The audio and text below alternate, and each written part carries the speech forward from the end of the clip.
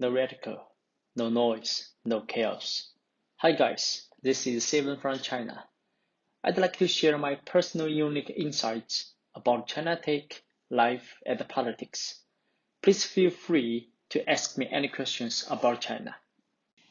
Community Group Buy-in, or CGB, is one of the most well-known things in China right now. Because not only are the startups raising crazy funds in this space, but also the internet giant, I really do mean all of them, are going in with guns blazing. So what is CGB? It is, in my opinion, the latest iteration of grocery commerce with the real social networks. Not just people who you share interests with and follow online, but people you actually know, or at least run into in real life. So the acquisition and the transaction will benefit a lot from the natural trust among these neighbors. So why does everyone sound so nuts about it? Well, as always, there's more to the story. First, it's such a large addressable market, but such low e-commerce penetration. The retail grocery market is estimated by McKinsey to be worth about $794 billion in 2019.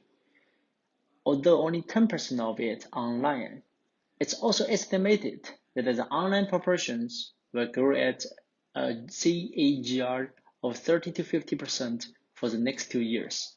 So in about 2 years, there's a potential 1.6 trillion RMB or $244 billion marked up for the players. Second, it's one of the few e-commerce verticals that isn't dominated by Alibaba or JD. China can be roughly divided into two parts. One is the 2 to 400 million coastal urban citizens in developed China. Another one is 1 billion people living in rural or developing China. The e-commerce giants already have most of developed China covered. JD's latest annual active user count is now 441 million, but in quarter two, 80% of the new users came from lower tier cities. Pinduoduo's monthly active new users number is 687 million, which is 56% higher than JD's annual number. And it just takes 5 years for Pinduoduo to get nearly 700 million users. No wonder so many Chinese voices say that the next China is China, because the real China is just started. Third, it's fighting for private traffic at the lower last mile cost. Private traffic just means that users are not currently proprietary to the large platform. It refers to users that once you acquire, you can tap again and again, like if you had your own domain or Shopify store. In China, the largest source of private traffic is WeChat, which allows you to build all sorts of things on top of it. Whereas community group buying is not quite all logistics, but a good bit of it. The hardest part in logistics is always the last mile. You can greatly reduce the delivery cost by just not doing it yourself.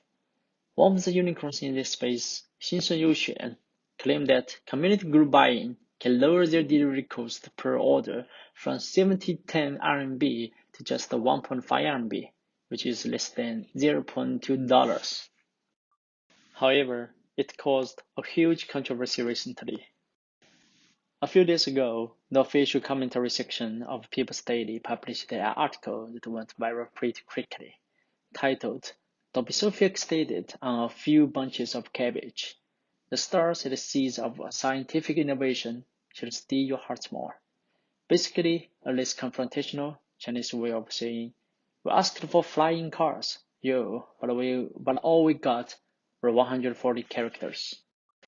The writer exhorted internet companies to not just focus on short-term profits, but instead have a long-term vision. Develop real hardcore technologies. Sit on top of the value chain. Expand the horizons of human knowledge. Is worth striving for.